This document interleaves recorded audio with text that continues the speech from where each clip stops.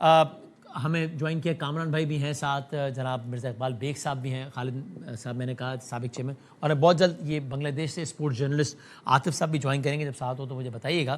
سر آپ کی کیا اوپینین ہے سر کہ ہمیں کیا کرنا چاہیے؟ بہت شکریہ. پہلے تو وسیم بادامی صاحب, سر آپ مجھے دعوت دیتے ہیں. ایک دفعہ میرا خیال ہے چند مہینے پہلے آپ نے مجھے دعوت دی تھی, اور مجھے موقع ملا کہ اتنے سمجھدار لوگوں کے درمیان بیٹھ کے یا ان کی باتیں سن کے میں بھی کچھ اپنی رائے بنا سکوں اور بات کر سکوں. سر تو آج ایک بہت اہم موضوع ہے. باسط علی کی گفتگو میں سن رہا تھا. باسط علی جیسے وہ ہمارے وزیر اعظم کے بارے میں کہہ رہے تھے بڑے منجھے ہوئے سیاستدان ہیں, اسی طرح باسط علی بھی بڑے منجھے ہوئے کرکٹر بھی اور مبصر بھی ہیں. تو بڑا لطف اٹھایا میں نے ان کی گفتگو سن کے. میری بات جو ہے وہ اس سے ذرا اور ایک قدم بڑھ کے ہوگی. ٹھیک ہے.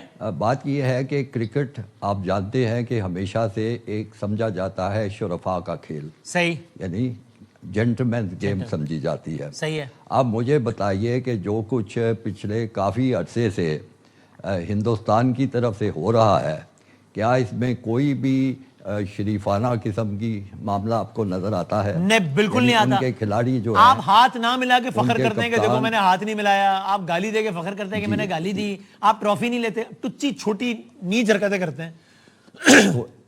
تو بادامی صاحب یہ اس میں سے کوئی بھی شرفاء والی بات ہے؟ اور اب اس کا جو اس کی نگرانی کرنے والا, ان روایتوں کی, ان اصولوں کی, ان قواعد کی نگرانی کرنے والا جو ادارہ ہے اس کا نام ہے ICC, انٹرنیشنل کرکٹ کونسل. صحیح. بدقسمتی سے اس ادارے پہ بھی بھارت کا تقریباً مکمل قبضہ ہو چکا ہوا ہے. اس کے سربراہ جو ہے جے شاہ ہے, اس کے اور جو دوسرے لوگ ہیں اس میں بھی بھارتی اثر رسوخ ہے. چیف ایگزیکٹو کا غالباً بھارت سے ہے.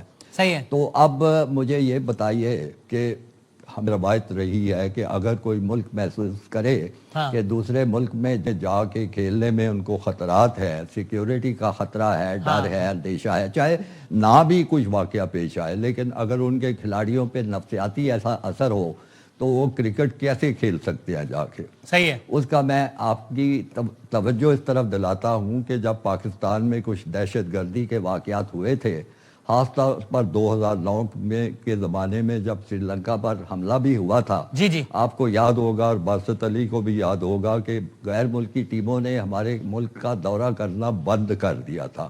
اور خاص طور پہ آسٹریلیا اور انگلینڈ اور نیوزی لینڈ اور بہت ساری ٹیمیں تھیں, آپ کو یاد ہوگا کہ بڑے عرصے تک نہیں آئی تھی. جی بالکل ایسے ہی. تو کیا ہم نے اس پہ کوئی شور مچایا تھا؟ کیا ICC نے اس وقت ہمارا ذرا بھی کوئی ساتھ دیا تھا؟ کیا ICC نے اس وقت یہ سوال اٹھایا تھا کہ بھائی میزبان ملک جو ہے وہ کہتا ہے کہ میں آپ کی پوری حفاظت کروں گا, آپ کو کوئی خطرہ نہیں ہوگا, کچھ نہیں ہوگا, تو آپ دورہ کریں؟ کیا کوئی ایک معمولی سی بھی کاوش یا کوشش ICC کی طرف سے آپ کو نظر آئی تھی؟ تو ICC تو بالکل جیسے زبان دبا کے دانتوں میں خاموش بیٹھی رہی تھی, ایک لفظ کہیں سے ایسا نہیں ہوا تھا. ابھی بھی ICC کو آپ کہہ رہے ہیں کہ بنگلہ دیش کو فیسیلیٹیٹ کرنا چاہیے. اگر ایک ملک کہہ رہا ہے ہم کمفرٹیبل نہیں, اور اس کی پوری ہسٹری ہے, وہاں پہ ریسنٹ پولیٹیکل ٹرموائل ہوا ہے اور چیزیں ہوئی ہیں, تو ان کو فیسیلیٹیٹ کرنا چاہیے ICC کو. اسی سے بادامی صاحب میں دلیل لا رہا ہوں کہ ICC کو ان کے اس جو خدشات ہیں, جو ان کا خوف ہے, اس میں ان کی تسلی کرنی چاہیے, اور جس طرح وہ چاہیں, جس طرح وہ مطمئن ہوں, یہ ہونا چاہیے. یہ تو ہے بات اصول کی. ٹھیک ہے. اور میں بات سیدھی کر رہا ہوں کہ آپ کے سامنے, کرکٹ بورڈ کے سامنے یا کسی کے سامنے دو فریق ہوں, ایک فریق جو ہے وہ اصول کی بات کرے اور دوسرا فریق جو ہے مکمل طور پہ بے اصولی پہ تلا ہوا ہو, تو آپ کس کا ساتھ دینا پسند کریں گے؟ بڑا سیدھی سی بات ہے کہ اس صورت میں آپ اصول پہ کھڑے ہونے والے کا ساتھ دیں گے. تو اب ساتھ دینے کے لیے مجھے یہ بات سمجھ نہیں آتی کہ ہم ایک میچ نہیں کھیلیں گے, فلاں نہیں کریں گے. اول تو جو ICC کی میٹنگ ہوئی ہے, آپ کیا کہتے ہیں ہمیں ساتھ دینے کے لیے کیا کرنا چاہیے, اپنا جیسچر کیسے شو کرنا چاہیے ساتھ دینے کے لیے؟ ہمیں ساتھ دینے کے لیے نمبر ایک, اس میٹنگ میں جتنا بھی شور مچا سکتے تھے، احتجاج کر سکتے تھے، صحیح ہے۔ دلائل دے سکتے تھے، حقائق بیان کر سکتے تھے، وہ کرنے چاہیے تھے، ٹھیک۔ اور وہ بیان کر کے پھر اخبارات میں آنا چاہیے تھا کہ ہم نے یہ کیا ہے لیکن ہماری بات نہیں مانی گئی۔ یہ تو میں سمجھتا ہوں، اور پھر ہماری بات کیوں نہ مانی جائے۔ میں بھی کرکٹ بورڈ کا سربراہ رہ چکا ہوں، میں نے تو دیکھا ہے کہ جب بھی آپ کوئی معقول بات کرتے ہیں وہ بات سنی جاتی ہے، آپ ان کو آپ پوچھنا بات کیوں نہ مانی جائے، اس کا جواب تو آپ نے دیا نا کہ بات یوں نہ مانی جائے کہ آپ ہی کے الفاظ کے مطابق وہاں پر بھارتی تسلط ہے، تو انہوں نے کب کوئی ڈھنگ کی بات مانی ہے حالیہ تحقیقات میں؟ وہ بھارتی تسلط تو ہے، لیکن دوسرے ملک جو ہیں وہ نہ کوئی غلام ہے بھارت کے، نہ ماتحت ہے، صرف ایک پیسے کا لالچ جو ہے، جو کبھی ان کو بگ 3 کا حصہ بنا دیتا ہے، کبھی کچھ اور چیز ہوتی ہے، لیکن معقول لوگ ہمیں کرنا کیا چاہیے سر؟ آپ بتانا آپ کی کیا رائے؟